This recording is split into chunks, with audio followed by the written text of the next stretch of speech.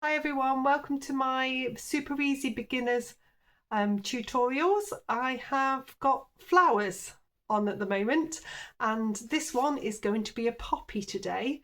I'm going to show you some different techniques. You need to bear with the process on this one because it does look really awful to start with, but it's about layering and bringing it out. So I'm hoping that my message keeps you intrigued to get to the end to see this final result. So let's crack on with the tutorial. Okay, so we're going to do a nice simple poppy today. Start by drawing out the poppy shape. So you're going to have some big petals. You can make them slightly uneven, that tends to work better. And then you want a bigger one to the front.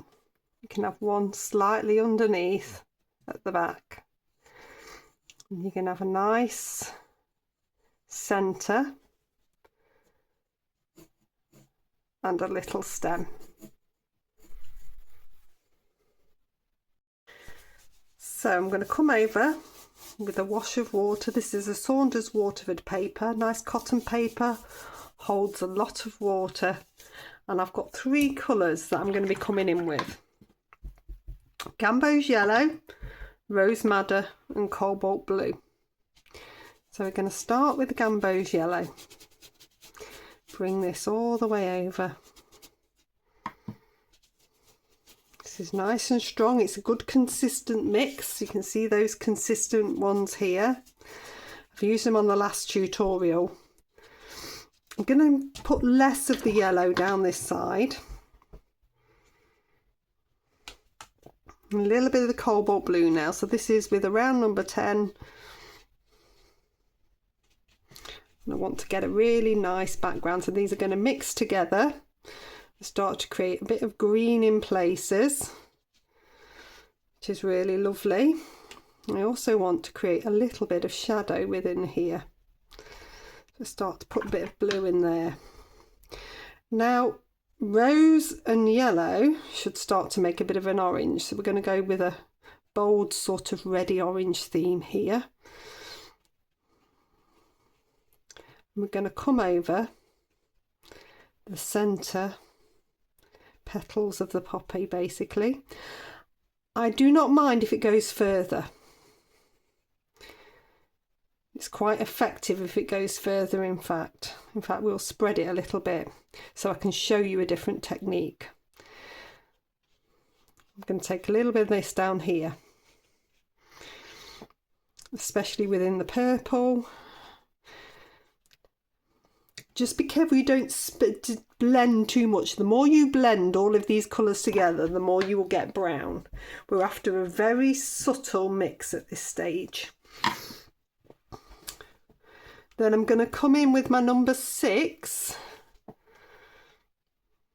into the rose madder neat and just start to pop this onto the petals. At this stage you'll be saying to me, oh, this looks terrible.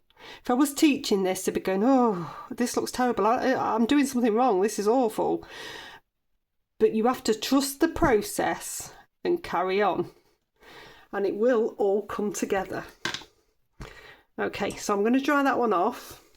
Okay, so this is really nicely dry. I am very aware that if you're watching this now, you'll be thinking, God, that looks awful. But please do just hang in, because you will see the full process and see how it comes to life. So this is nicely dry, and I'm going to wet around the poppy again. So we're going to start to put a bit of an edge in that will define the edge of the poppy. It's negative painting in its simplest form.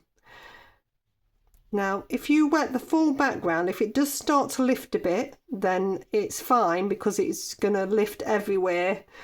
But usually if you've dried it on a cotton paper, you can do this. If you're on a wood pulp paper, it makes it a little bit harder. So I'm going to use my round number 10 and I'm going to touch in with the cobalt blue now. And we're going to start to define this poppy's edge, the petals. You can see that coming together. It's going to flow within the water.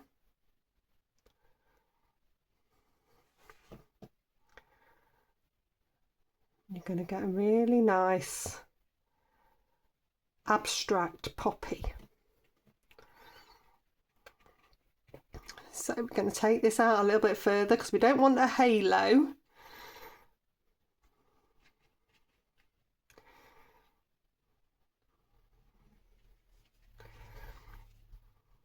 And this is a second layer. This works wonderfully on cotton paper. It's a bit harder to do on a cellulose or wood pulp paper. Then I want to take an extra colour in. I'm going to drop down to a number 6, and I'm just going to take some of this rose madder into some blue. So I'm going to get a purple. Just going to drop that in places. So it's all about defining this nice edge now.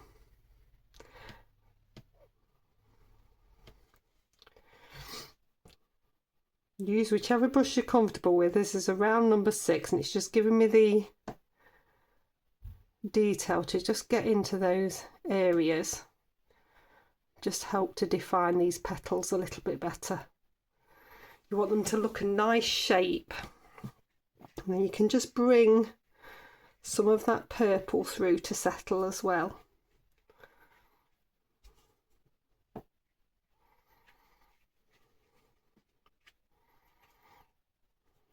I'm going to bring that a little bit further up here. So we're creating that abstract feel. I've got that blend going across here.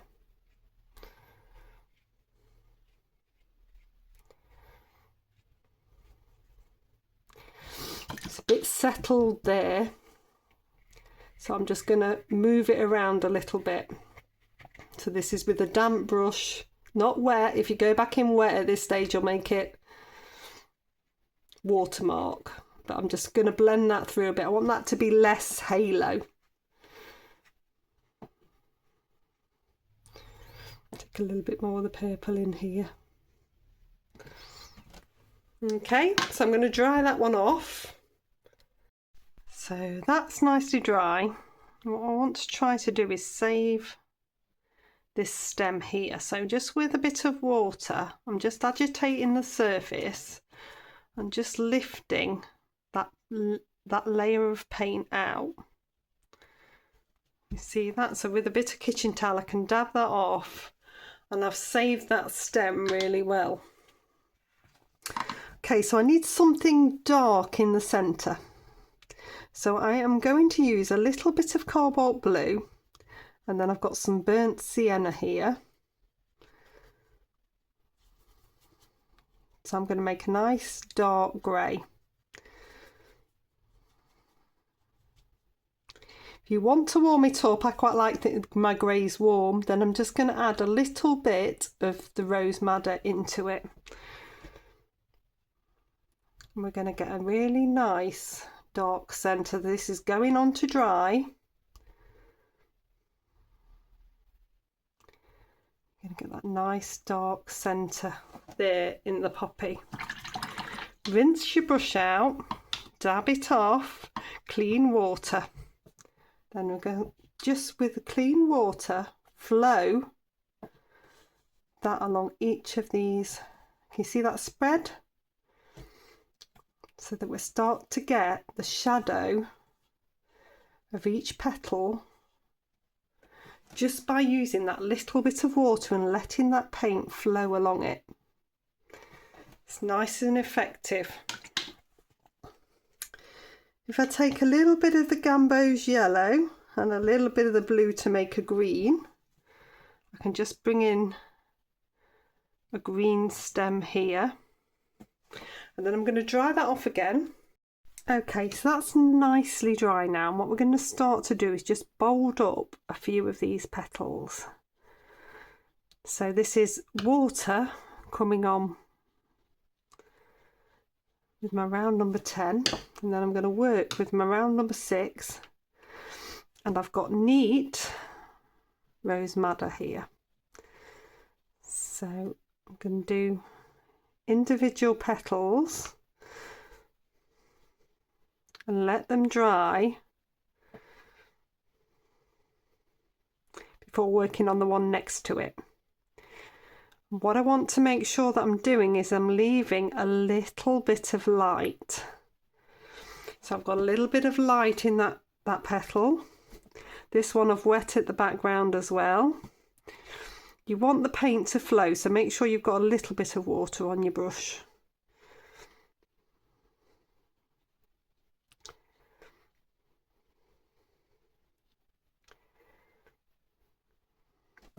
And you start to get that really nice effect. If I rinse my brush out, I can dab into a bit of the Gamboge yellow and just add a little bit of that. And it's giving an extra tone in there. Okay, I'm going to come on to this one next to it. I'm just going to leave a tiny gap. It's that whole thing of keeping the petals individual. We've already put that shadow in, so that's already doing that. If they join together, they start to merge. The best way to do it is to dry them in between. Then it doesn't happen. But I can quite practice, and I can leave a tiny little line in between that works as a stop. I'm gonna, with my brush still got the rose madder on, I'm just going to dip into a little bit of the blue. So this one I want to be different. Every petal I want to be a bit different. So that one I've taken a little bit of shadow in. This one, so I'm going to take a little bit of water on again into the rose madder. Leave that fine gap, but you can dry them in between.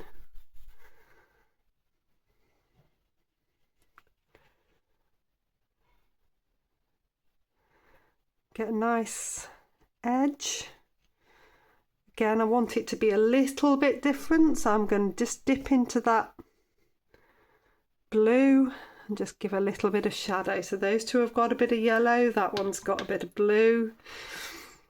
And this one at the back I'm going to leave quite a lot of light in. So a little bit of water. Come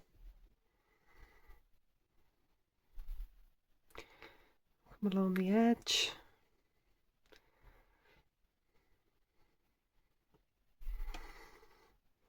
It'll be really interesting to see how this video does, because I think that process and how it changes, you could quite easily abandon the video at the very beginning on the basis of what it looks like.